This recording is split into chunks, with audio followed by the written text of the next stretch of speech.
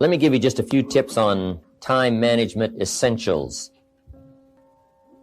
First of all, you run the day or it runs you. A little simple analysis. It's not that difficult to get something started, and you run it for a while, and after a while it starts running you. That's part of the challenge. I told my staff one day, giving birth to a tiger is one thing, learning how to ride it is something else, right? Sometimes you start it, and then it turns around and starts giving you all kinds of trouble. Next, the time you've already committed to labor is enough time. If you're working already 8-10 hours a day, that's about it. You just can't work much more than that. Bursts at a time, you can work 12, 14, 16, right? And I'm sure we've all learned to do that, put in the extra time. But after a while, you pretty well have to put your life in balance, or your health is in jeopardy, and your heart's in jeopardy, your blood pressure is in jeopardy, a lot of things, if you don't stay in balance. So you don't have to put in any more hours, probably. All you have to do is just make better use of the hours. A cliche we've all heard. It's not the hours you put in, it's what you put in the hours that counts. Now also, you need a written set of goals, time management essential. Priorities. Good plan for the next 10 years especially. Some of the things you want to accomplish. Let our dreams pull us through. Our objectives sustain us, get us up early, keep us up late. All right, drive us to do the disciplines, read the books, take the classes, study, whatever is necessary. And a constant review of your goals, because that's how you determine how to use your time, whatever priorities you're going for. Then you need a plan to achieve your goals. And game plans, laying out 6 months, laying out a year. When you do business internationally, several corporations, we just formed our first Australian corporation. You just got to have game plans to lay all this stuff out. Otherwise, it just doesn't get done. Things get missed. Taxes don't get paid. The details don't get taken care of. You've got to learn to think on paper. And if there's one thing under time management we can get across that's major, that one is it. Another key is learning to separate majors from minors. That's high on the list. Making sure you don't spend major time on minor things. This is why you need to think on paper, put your game plan on paper to make sure you're not spending major time on minor things. Little phrase I have says, don't mistake movement for achievement. It's not that difficult to get busy. What you have to do is check to see what you're busy on. Because it's easy to haul out the trash and fix the screen door, get the car washed, take the kids to school. I mean, it's easy to stay busy, right? The key is on what? So separate majors from minors. Next time management essential is concentration, zeroing in. Preoccupation is fatal, both on the freeway and in business. You got to keep your mind concentrated. I have a little rule that says, don't start the business day till you get to the office. I used to start my business day in the shower or at the breakfast table, and it just messed up a lot of things. I'm sitting at the breakfast table, guess where my mind is? At the office. I even got mixed up going to the beach and, trying to, do some relaxing time. But sure enough, when I'm in the office, I'm thinking about the beach. And when I'm on the beach, I'm saying I should be at the office. Now, see, that's mixed up. We quoted that little quote from the Reader's Digest in the evening seminar, right? Wherever you are, be there. If you're at the breakfast table, be there. When you're having a conversation with somebody, be there. When you're on your way to work, be there. Enjoy the ride. Take a look around you. What's going on? Study human nature. What's happening? Be there. And then when you get to the office, go for it. Next time management essential is learn to say no. Boy, it's easy to overload your calendar, get yourself into all kinds of time management problems simply because you didn't have the strength to say no when you should have said no. It's much more difficult to say no and then try to get out of it later, call back, make the arrangements, go through the whole embarrassment. Better to say no than to say yes and have to back out. Ron Reynolds has a good phrase. It says, don't let your mouth overload your back. That's good. The next time management essential is when you work, work. When you play, play. That one I learned the hard way. See, if you're going to put in a day, just put in the whole day. And if you're going to take some time off, take it all off. Right? Take the whole day off. If you're going to work a day, work a good, long, hard day. If you're going to play, play, play all day. Either work all day or play all day. Because guess what? If you're gonna knock off at 3 and go play, guess what you're thinking about all morning, right? Knocking off at 3 o'clock. I mean, it just, it's one of those things. It's hard to zero in, on something and make it productive if you're making plans to do something else. Now, part of this depends on what you do and depends on your work schedule and the job you have and the business you have, right? I understand that. Everything we're talking about these 2 days needs to be altered and monitored and worked around to fit your particular situation. I understand that. I have a builder friend of mine up in San Jose. His name is Peter Paulson. Peter's got it down pat. Peter works a week and takes off a week. It's the way he's got it arranged. He's a builder. Now, it's kind of clever, though. See, he works 5 days, takes off 9. He says work a week, take off a week, yeah, but it's really 5 and 9. Because it's 5, and then it's a weekend, and 5 days, and another weekend, right? So, but what Peter does, the 5 days he puts in, he works, 14, 16 hours, almost around the clock, keeps 2 or 3 secretaries going, gives all the orders, the accountants, the superintendents, the builders, the whole thing, gets it all arranged, and works around the clock for 5 days, and then takes off. Now, you might not have the luxury of being able to do it that way, but just work on this. When you work, work. When you play, play. Okay, the next time management essential is analyze how you are.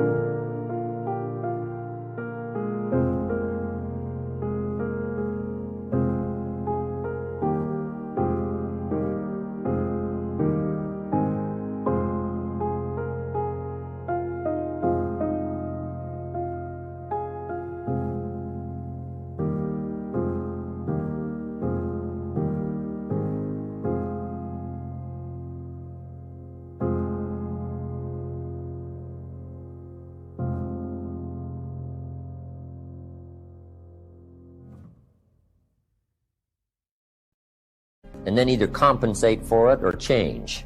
Sometimes you can remain how you are if you just make other arrangements. My staff discovered I'm a poor courier. They said, Mr. Rohn, here's a check for Jerry Haynes. You're going to be up north, right, in the next couple of days? I said, yeah, no problem. Give it to me. I'll see that he gets it.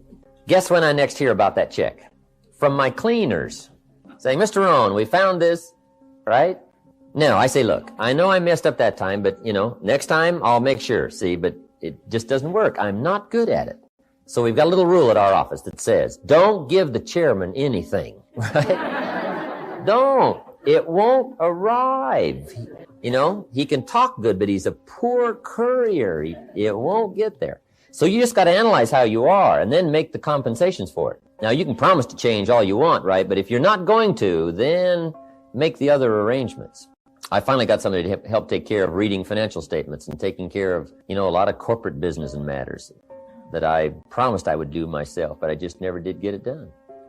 And it used to be terribly costly to me for IRS and taxes. Unbelievable.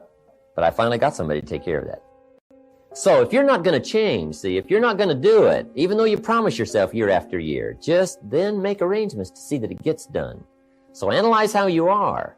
If you're good at bookkeeping, then keep your books. If you're not, just don't keep promising. Just drop off all that mess.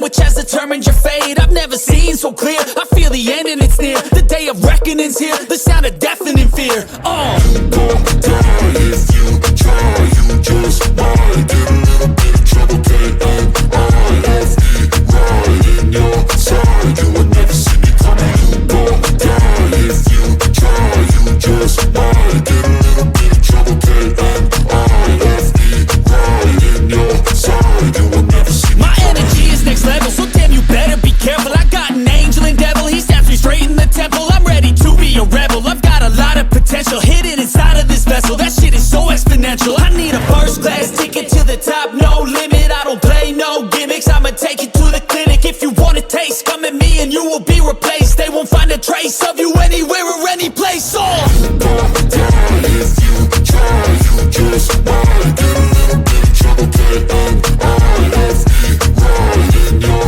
side. You will never see me coming. You won't die if you try. You just might get a little bit of trouble. K-N-I-F-E right in your side. You will never see me coming.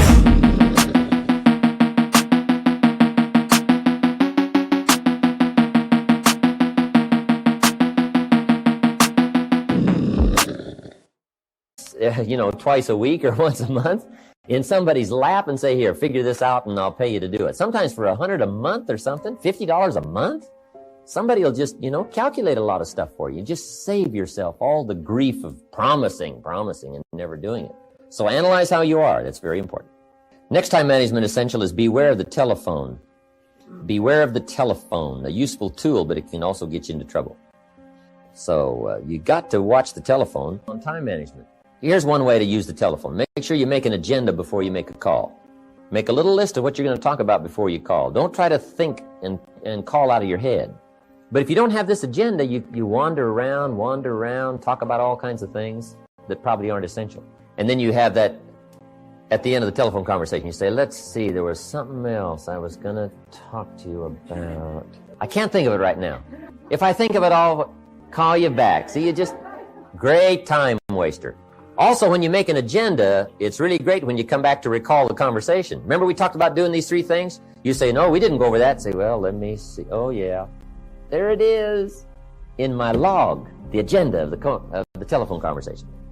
Okay? So use the telephone. Now, you got to beware of the telephone at home, too. Now, you might have to have some business calls at home, but you got to be very careful.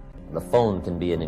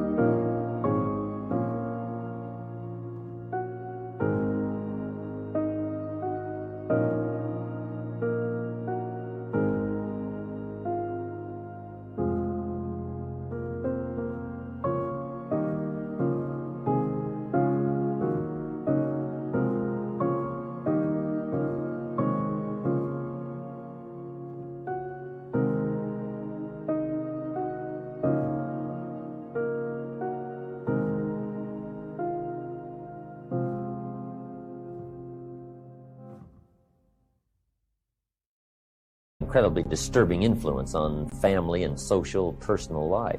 So learn to regulate that. They got the phones now, you can just shut them off, right? When somebody calls, it just sounds like you're not there. You know, the phone just rings, but you don't hear it. I can just let the phone ring, but some people can't do that, right? I've had people over at my house, my phone rings. They say, aren't you going to answer your phone? I say, no, we're having lunch or whatever, right? So you got to answer your phone. I said, no, you don't. I've had them go answer my phones. They say, it's for you. I said, I imagine it is. Yeah, come on. Next, time management essential is have a certain time to solve problems. We found that helpful, especially in the business world. We say problems after 3. Just set them aside. Now, you don't ignore them, but you just set them aside in a certain time frame. All the problem calls, you just call back after 3 o'clock and just go right through them. Now, also, in setting them aside till 3 o'clock, problem comes in at 9 o'clock. And you say, hey, 3 o'clock, Mr. Rohn's going to get on the phone and make all these problem calls, right? Call back all these answers. Guess what usually happens between 9 and 3? Somebody calls back and says, hey, tell him not to call. We've already got it worked out. But see, if you take that call when it comes, sure enough, now you got to spend time. We learn in sales training. People ask questions.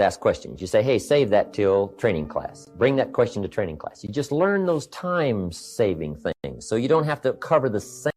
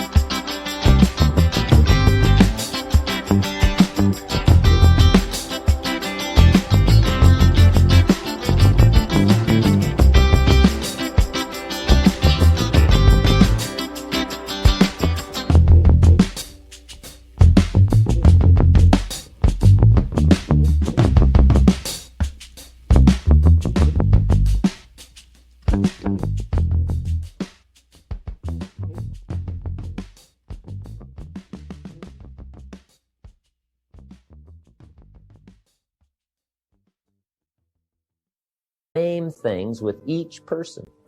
Okay. Next on time management is read all the books. Just get you some ideas on time management from the books. There's books by Bliss, McKay, Lakin. Because that's where you get the answers. Because everybody's got tailor-made situations that need different answers. So just read them all. You know, some of them's got some kind of weird stuff. Right? If you're weird, do the weird stuff, right?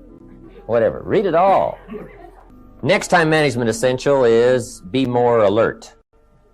Part of the alertness is not only what's going on, but also be alert to looking at all your present procedures. You may have some old outdated procedures, stuff you've been doing for 5 years, and it's taken 10 hours instead of 1. right? You could put it on a computer or something. You could just, go through, because it's easy to just accumulate a lot of wasted time, wasted motion by not, updating all of your stuff. You don't have to use the old, you don't have to use that anymore, right? The old calculators.